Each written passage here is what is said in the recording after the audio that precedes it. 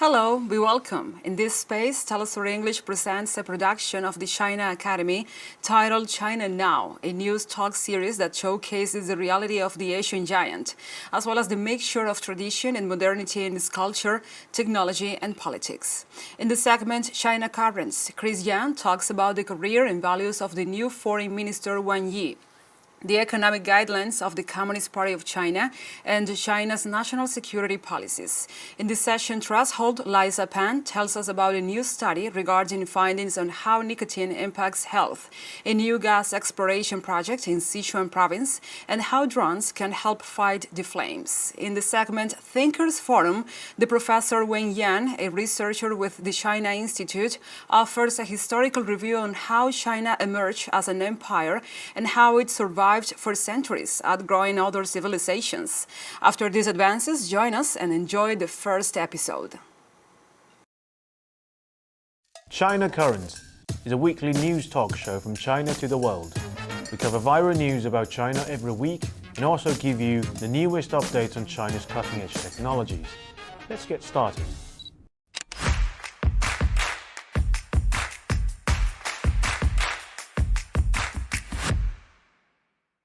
Hi, welcome to China Currents. I'm Chris. On July 25th, China's top legislature voted to appoint Wang Yi as the new foreign minister. Meanwhile, Qin Gang, who previously served as China's ambassador to the United States from 2021 to 2023, will step down from his post as foreign minister. Wang Yi, 69, was China's foreign minister for almost a decade, from 2013 to 2022. He has been an influential figure in shaping China's foreign policy and has played an important role in strengthening China's diplomatic ties around the world. In June, Wang Yi met with his U.S. counterpart, Antony Blinken, while the latter was in China, and they recently met a Jakarta meeting to promote dialogue between the two countries and work to stabilize China-U.S. relations. Before the reappointment, Wang Yi served as CPC's senior member for foreign affairs, the top diplomat in Chinese politics. Although this announcement has fueled rumors why Qin was removed, the reshuffle of key positions in the Chinese government's diplomatic body reflects its ongoing effort to maintain a dynamic and proactive international engagement. As China navigates a complex and evolving global landscape, this appointment reaffirms China's commitment to multilateralism, cooperation, and peaceful resolution of conflicts. The first country Wang Yi visited as he reassumed his post in the foreign ministry was Turkey. A day after reappointment on July 26th, Wang Yi met with Turkish President Recep Tayyip Erdogan in Ankara. During the talk, Erdogan welcomed China's enterprises to expand their investments in Turkey and expressed Turkey's willingness to maintain communication and coordination with China on international and regional issues, such as Ukraine. He also stated that Turkey does not support NATO's increased activities in the Asia-Pacific region. Wang Yi's visit marks the highest level visit from a Chinese official to Turkey since 2021. And besides Turkey, Wang recently attended the BRICS National Security Advisors meeting in Johannesburg, where he remarked that BRICS mechanism is vital for dialogue and cooperation among major developing countries. Next up, on July 24th, Chinese Politburo held a meeting to analyze the current economic situation, focusing on the domestic real estate market. For the first time, Politburo underlined a new situation where significant changes have occurred in a supply-demand relationship over the real estate market. As an indicator, the conference called for timely adjustment and optimization of real estate policies. According to the Minister of Housing and Construction, the new policies lift the restrictions for people aiming to buy a second housing and lower the down payment ratios. Mortgages no longer check whether a person have taken out loans before, aiming to make buying property easier. Despite a steady recovery in China's Q2 GDP growth, residential property prices have been dwindling for months, matched with the change in supply-demand relationship. Recently, Guangzhou Evergrande, which used to be China's top real estate developer, is reported to have a loss of 100 billion euro. The company is on the brink of bankruptcy, and there's no sign indicating that it's too big to fall.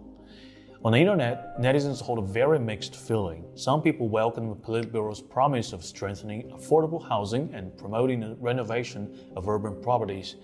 The netizens interpret the promise as a measure to rebuild the confidence of consumers. Further investment might not be ideal for an overheated market, while the idle properties can fulfill the demand of citizens and save real estate enterprises from a market cool down. As the Politburo stressed out, housing is for living, not for speculation, and major changes happening in real estate, which was one of the main engines that pushed China's economic growth in the past decade. However, there are also netizens who hold pessimistic views. Some netizens argue, although the policy removes some barriers to apply for mortgage, we still have little money to spare. Some finance advisors argue that despite the goodwill of the policy, people's confidence towards future economy is somewhat low and hurts their willingness to take out mortgage, which is fundamental to the real estate market. Next up, let's keep tracking China's lunar project. On July 22nd, China successfully carried out a trial test on the main engine of the Long March 10, a new carrier rocket designed for moon landing missions. The test assessed all the requirements for the engine and provided strong support for the solidification for its technical state, the establishment of the technical baseline of the product, and improving reliability. China has just announced its plan to land astronauts on the moon by the year 2030. Instead of building one giant rocket that carries all, China plans to launch a pair of rockets, each carrying half the equipment and supplies that the project needs. The success of the main engine marks a significant step in completing China's ambitious lunar project. On China's social media platform, netizens are excited about the progress. Can't wait to see a Chinese man walking the moon, they commented. Next up, we have two pieces of news about national security.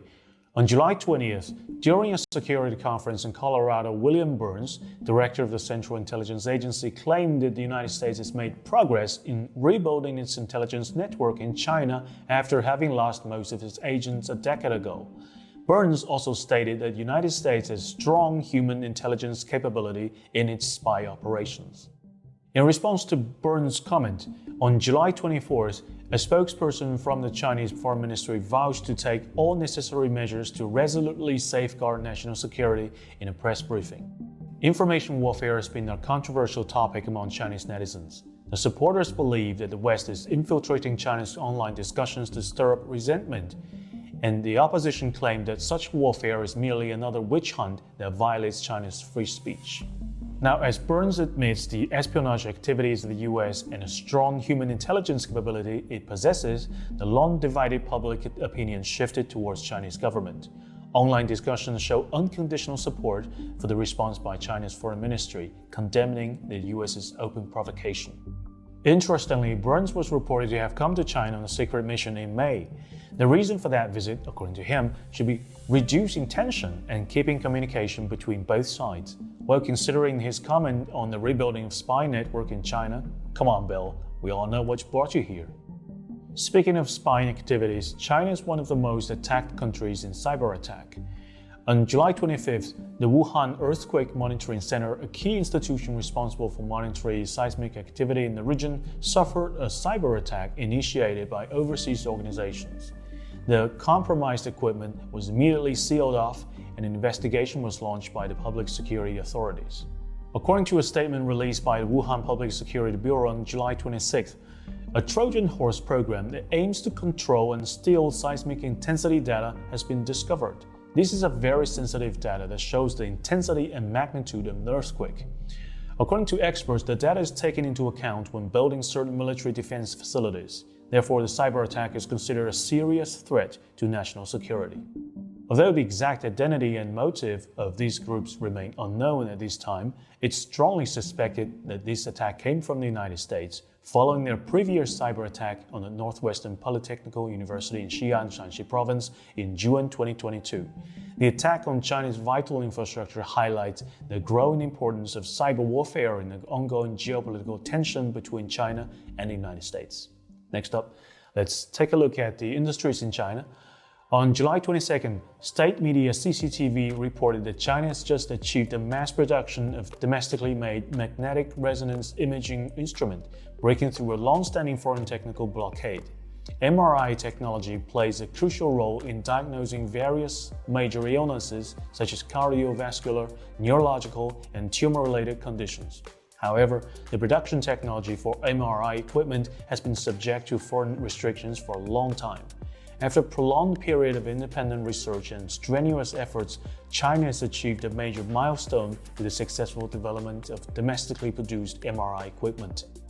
The achievement showcases China's capability to innovate in the medical technology sector. Experts, scholars, and medical institutions have expressed high praise and curiosity regarding China's independent research and development of MRI equipment. They believe that these achievements signifies a significant leap in China's technological innovation in the medical field and contributes positively to the advancement of global medical science and technology. China is a newcomer in MRI equipment, but in the field of electric vehicles, Chinese companies have already taken the lead.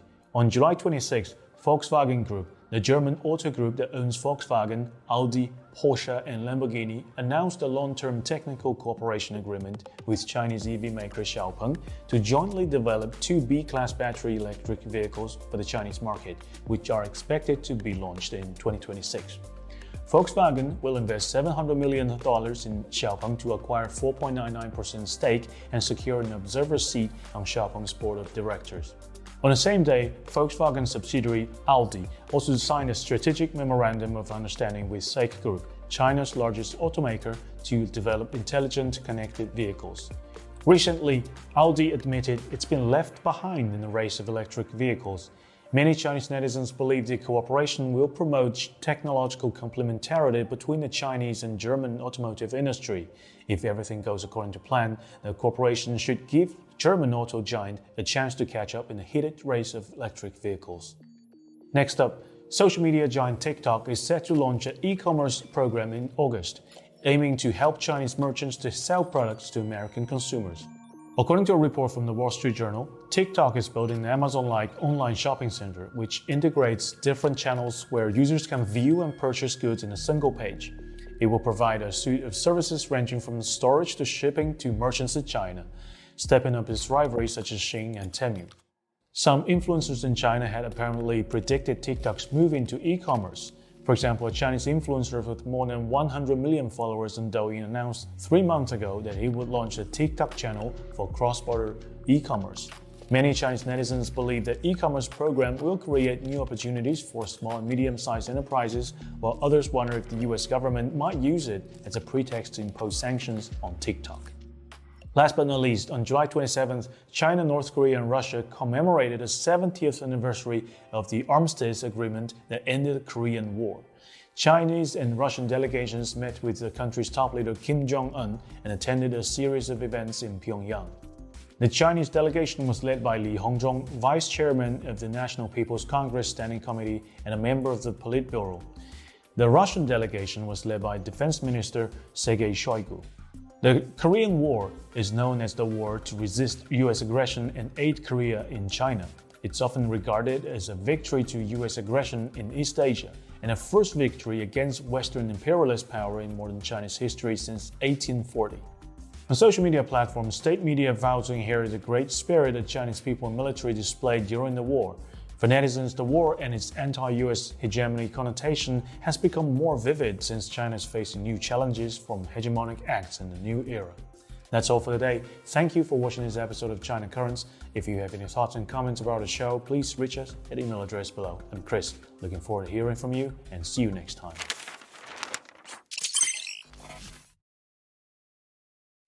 Hi, I'm Lisa, and this is Threshold in China. Today we are going to share some exciting tech innovations and announcements that happened in China last week.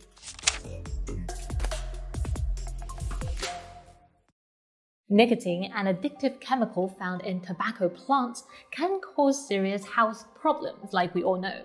But a group of scientists from the Chinese Academy of Science has discovered that nicotine can have a positive impact on aging in mice. The scientists split 48 healthy young mice into two groups, the experimental group and the control group. Every day, the experimental group drank water infused with a dose of 2 milligrams of nicotine per milliliter, while the control group did not. Over a year, the control group of mice, equivalent to a 50-year-old human, exhibit signs of aging, such as having white fur, slow motions, and poor response time. In contrast, the mice from the experimental group remained in a state of middle age and more energetic. Scientists found that the telomeres in the experimental group's muscle and heart tissue were significantly longer than those in the control group. Telomeres are protective caps at the end of chromosomes that shortens as we age. The longer the telomeres, the younger the physiological age. The scientists also observed that the survival rate of the experimental group of mice in their later years was as high as 91%, while the controlled group only had a 54%. This implies that taking nicotine reduced the death rate of mice by nearly 40%. To investigate further, the scientists found that the low dose of nicotine enhanced the activity of a special enzyme, NAMPT, which leads to an increase of NAD+, a molecule that helps cells regenerate energy and repair DNA damage. The scientists examined the brain, heart, liver, muscle, and kidney of the mice when they are 2, 6, and 12 months of age. What they discovered was a gradual decrease in NAMPT activity as the mice grew older. But after administering nicotine through drinking water when they are 6 to 12 months old, the researchers found that nicotine was able to restore NAMPT activity in all tissues. While the findings are extraordinary, it is important to stress that the research was conducted on mice. The same cannot be said for other animals until further research. And the nicotine the mice were getting per dose was 5 to 10 times lower than the nicotine intake from regular smoking. Researchers have warned against the use of nicotine as means of anti-aging because smoking kills, and nicotine addiction can lead to a range of serious health problems.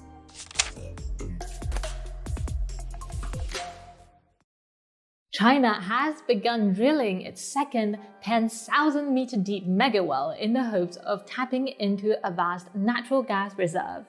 The new well, called Shengdi Chuanke 1, is located in Sichuan province southwest of China. The target depth is 10,520 meters, probably the most difficult drilling project in the world. The complex underground condition and the intricate geological structure add to the challenge. At depths exceeding 10,000 meters, the temperature can soar to 224 degrees Celsius, making metal drilling tools as limp as cooked pasta. And the ultra-high pressure, as the chief engineer Yang Yu said, was akin to diving into the deep sea of 13,800 meters, far exceeding the seawater pressure of the Mariana Trench, which is the deepest ocean in the world. But why is China investing so much on ultra-deep well drilling? Unlike the Middle Eastern countries where oil could be easily extracted from the surface, China's most concentrated oil and gas resources are buried at the average depth of over 6,000 meters. Therefore, ultra-deep exploration and drilling has become a formidable challenge that must be overcome.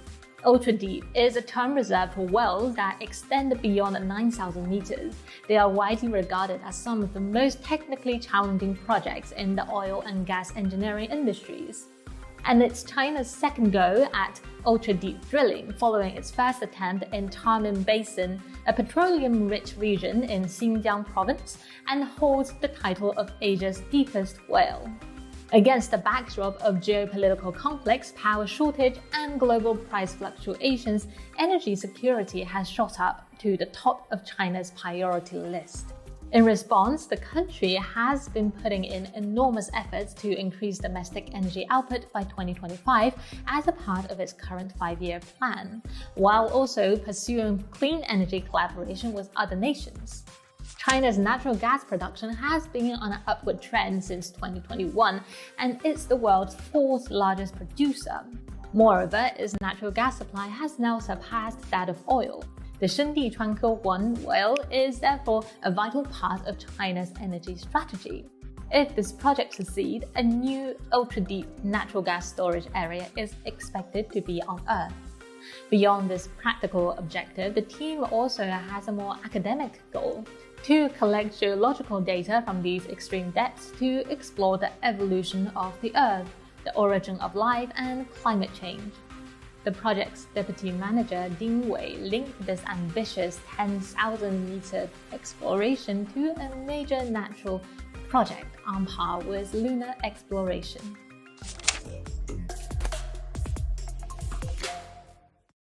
Recently, videos showing drones extinguishing fires in mid-air went viral on Chinese social media.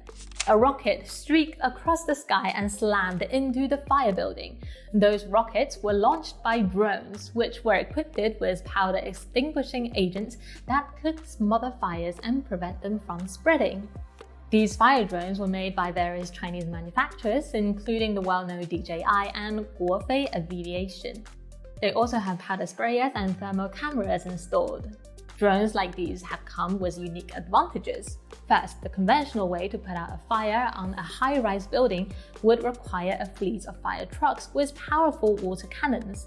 But these trucks aren't cheap.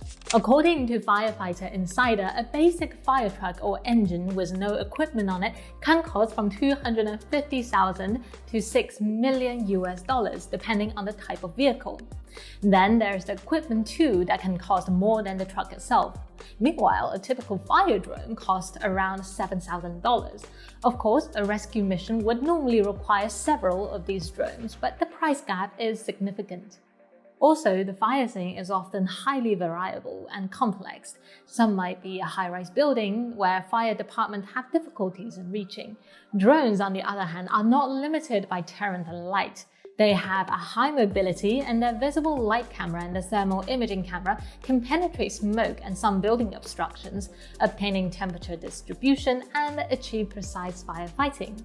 Of course, drones are not going to replace fire trucks entirely, but they may play a more important role in the future. Drones are being rapidly adopted in diverse use, from disaster response to entertaining to hazardous infrastructure inspection. China is the global leader in drone technology, and experts forecast massive growth for the Chinese drone industry in the coming years. From 2017 to 2024, the projected compound annual growth rate for the industry is over 40%.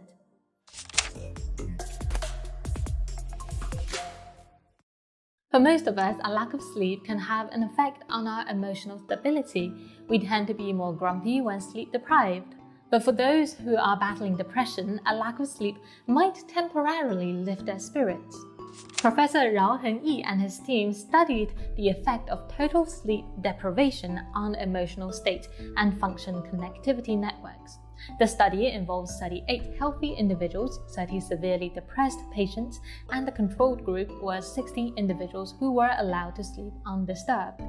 As expected, most patients' mood worsened after a sleepless night.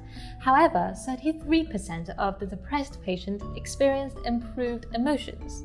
The researchers used a technique called RSfMRI to map brain activity while the individuals were at rest. By observing the conversations between different regions of the brain, the researchers found that staying awake all night enhanced the connectivity between the two brain regions, the amygdala and the anterior cingulate cortex, ACC, which is often linked to better emotional state in some healthy and depressed individuals. The amygdala is like the alarm system of our body. It processes threats or fears that send signals to other parts of the brain, promoting them to respond accordingly. Like when you are walking alone in a dark street and hearing footsteps behind you, that feeling of fear is processed by your amygdala. And the ACC plays an important role in controlling and managing emotional state or affecting regulation. An explanation offered by the researchers for these individual differences is the duration of rapid eye movement sleep. Sleep isn't a uniform state but occurs in cycles, one of which is REM sleep, where most of our dreaming happens. Researchers have previously shown that severe depression is linked to abnormal REM sleep.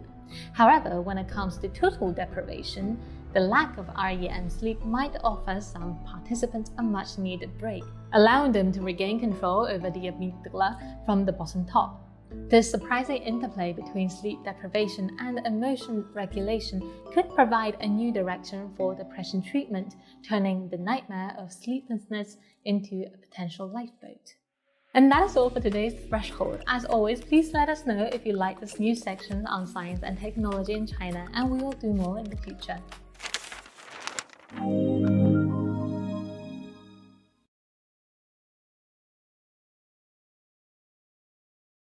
China has been around for a few thousand years, and many countries have, but in world history, China is the only country that's been at the top 3 or 4 times. China's also collapsed 3 or 4 times and been catastrophe. But in history, Rome was great once. Egypt was great once. Great Britain was great once. But China's been great 3 or 4 times. You totally collapse, and I don't know why, but it's the only country that after it's been at the bottom for a while, has turned around 3 or 4 times and risen to the top again.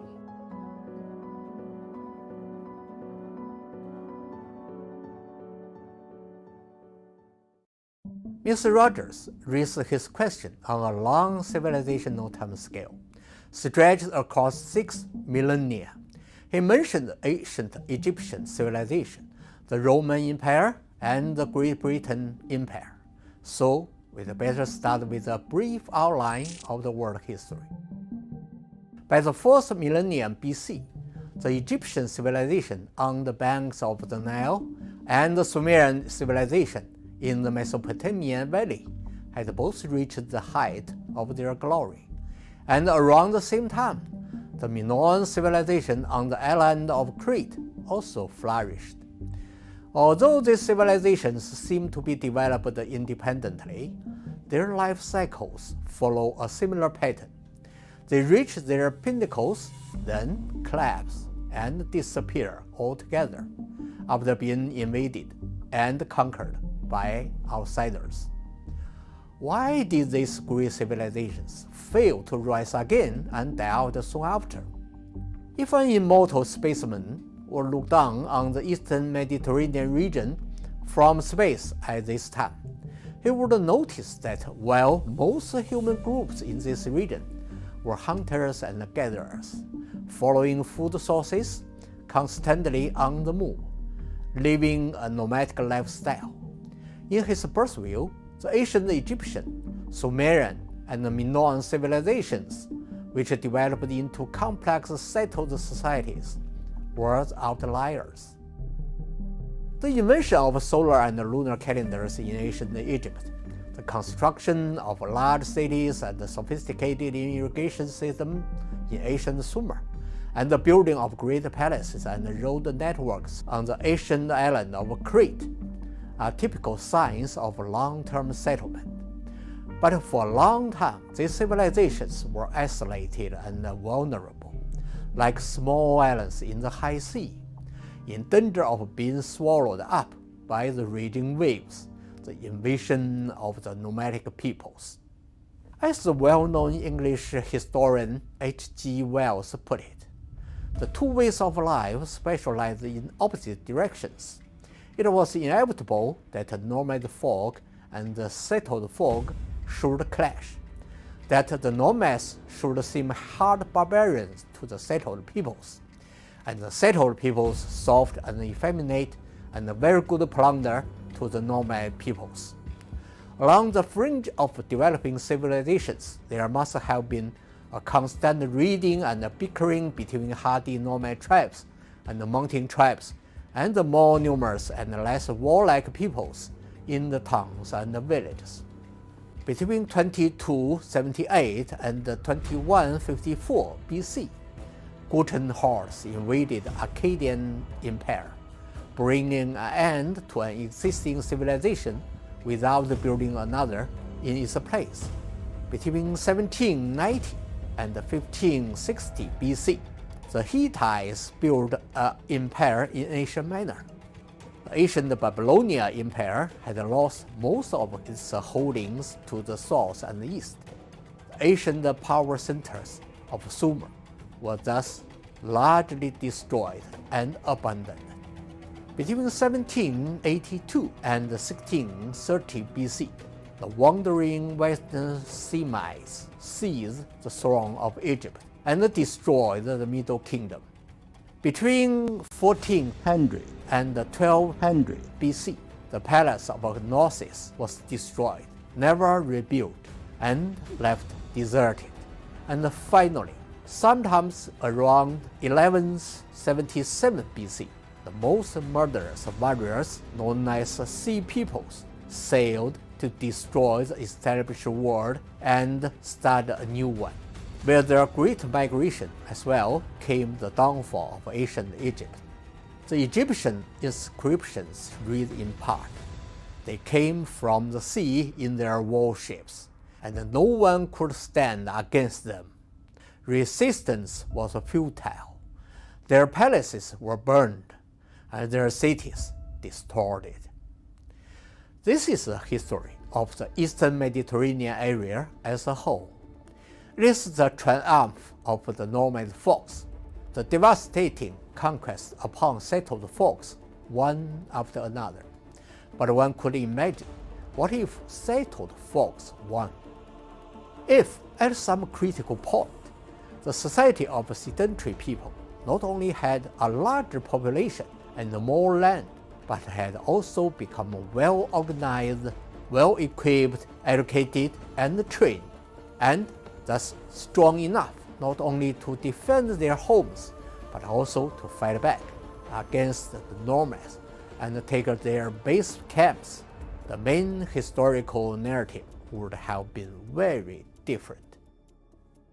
Now, if our immortal spaceman were look down on the east end of the Eurasia continent, he would see that in the same historical period, contrary to what happened in the Eastern Mediterranean area, the story in China is the success of the settled folks who assimilated and integrated with the nomad folks, and followed by Sicily's expansion of the sedentary civilization. We see that the Middle East and East Asia followed two distinct evolutionary paths. In the Middle East, the nomad folks conquered the entire settled folks society, and then rebuilt a new society while retaining the nomad tradition on the ruins of the original civilization. In East Asia, through constant resistance and counter-conquest, the settled folks eventually extended the entire settled society to a larger area. And although it would also be ruled by powerful nomadic folks from time to time, the new society still retained the tradition of sedentary civilization in essence.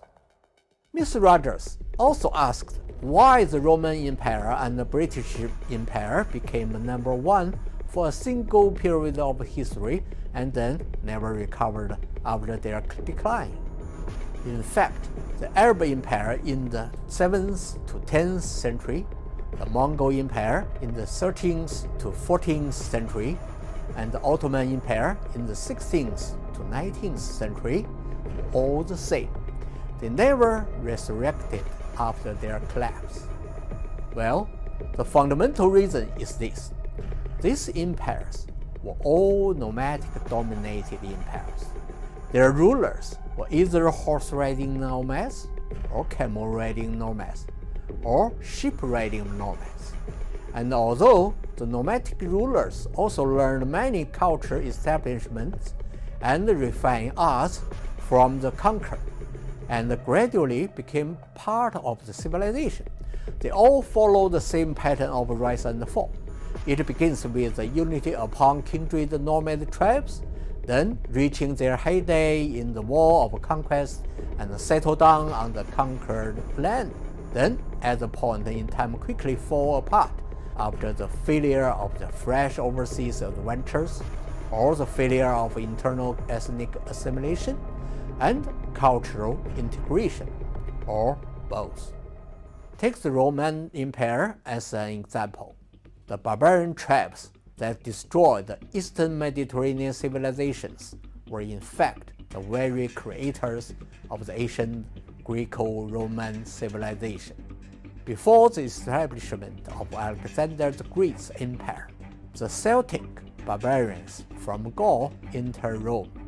100 years later, Rome unified the Italian peninsula, and 200 years later, the Mediterranean Sea became a Roman lake. Under such circumstances, the new civilization not only took over all the settled lands of the old civilization, but also constituted a larger and more complex structure of settled society, in which it was no longer possible to revive the old civilizations of ancient Babylon, ancient Persia, and ancient Greece. But as the Roman Empire ran out of foreign settled societies to conquer, and its internal corruption grew, when its northern borders were invaded by the more powerful and ferocious Germanic barbarians, its downfall was inevitable. The rise and fall of the British Empire followed the same pattern. The seafaring pirate people from British islands, having mastered advanced navigation and weaponry, conquered many settled societies on different continents and built a vast empire on which the sun never sets. However, when there was no new settled society to conquer, and more powerful rivals arose, it could not escape the same fate as other nomadic-dominated empires. Now, let's turn to China. One conclusion among the Western scholars is that Chinese civilization doesn't seem to have a beginning. As Dr. Henry Kissinger put it in his book, China strayed into the historical consciousness as the established state requiring only restoration, not creation. Of course, the Chinese civilization has its beginning, but it is not a beginning with some kind of victorious conquest which is more familiar with nomad folk. It is a decisive victory of settled folk who achieved solid unity of kindred villages and towns. From Xuanyuan, the Yellow Emperor, to Da Yu, the king of Xia, in the 3rd millennium BC, all the legendary founding rulers of China were re-establishing, not creating, an empire of settled society. Each of these founding rulers made a unique contribution to the progress of settlement, not only in terms of cultural integration and ethnic assimilation, but also in terms of the periodical expansion of territory and population.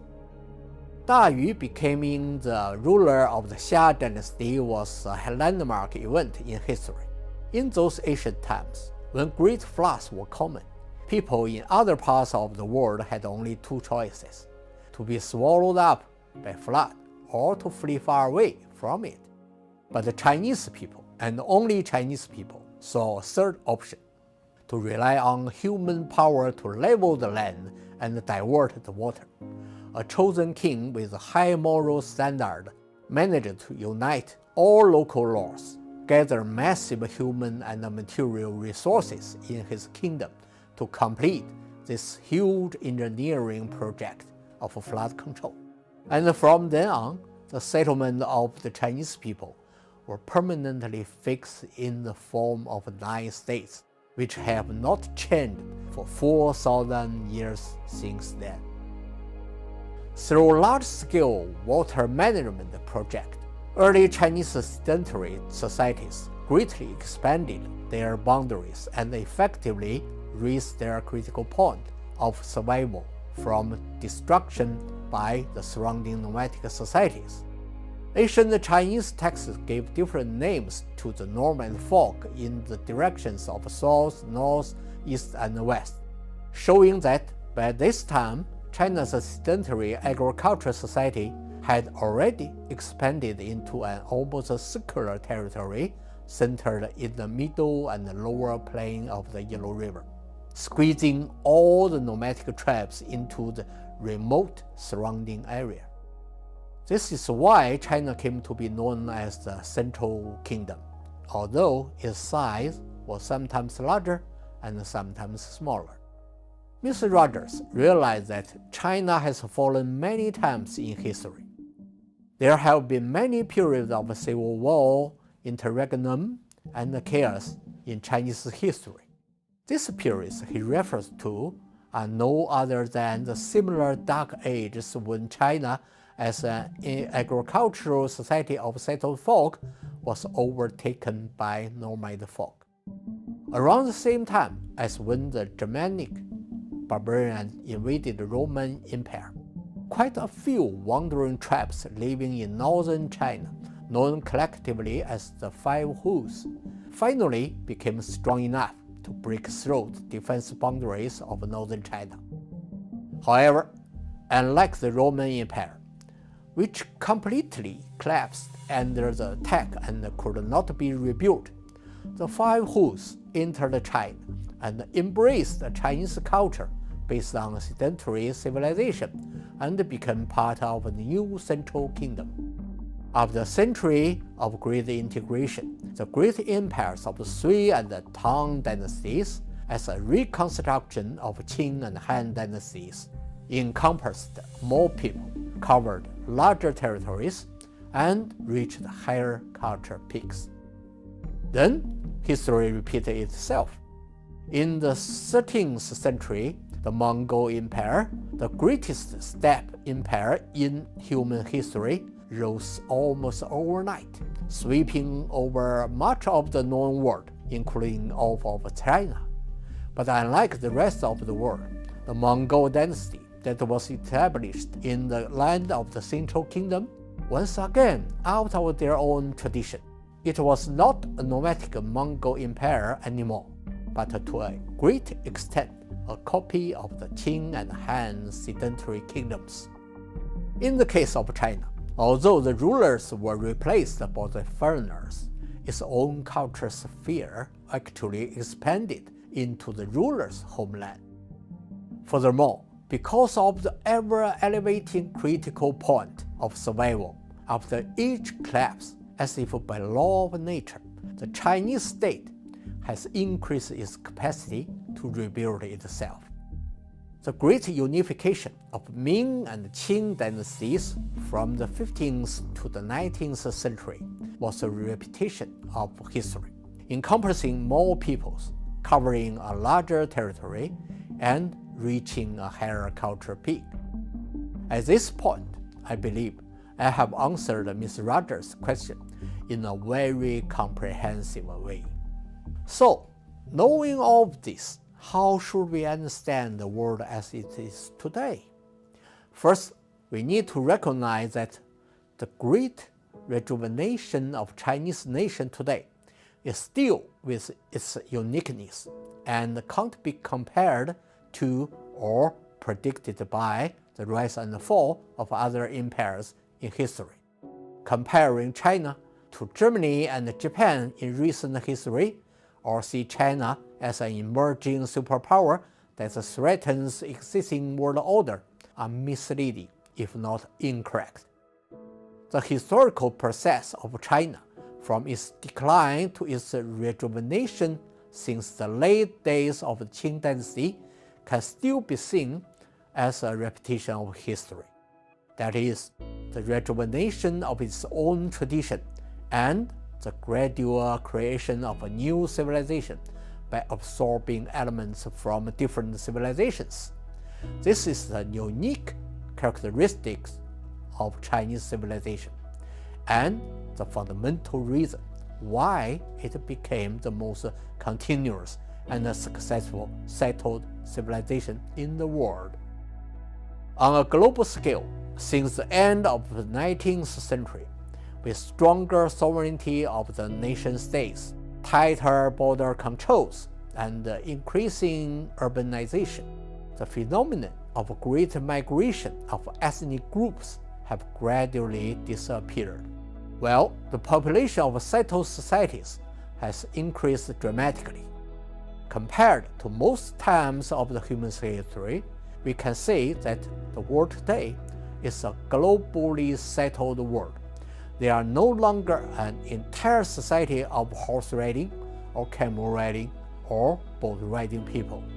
If we take an outline of world history and regard the European colonial and imperialist wars of conquered in the 17th to the 19th centuries as the last great victory of nomad folk over settled folk in the recent 6 millennia, then the flourishing of sedentary societies throughout the world since the 20th century, especially since the end of the Second World War, means that sedentary civilization has finally dominated the globe, and that we have reached some kind of the end of history. Now we are entering a new era, the era of global sedentarization, in which all countries in the world are facing new challenges. Why are there more and more internal conflicts in Western countries? Why has China continuously proposed global initiatives? BRI, building a community with a shared future of mankind, GSI, GDI, and GCI. The answers lie in the historical perspective described above.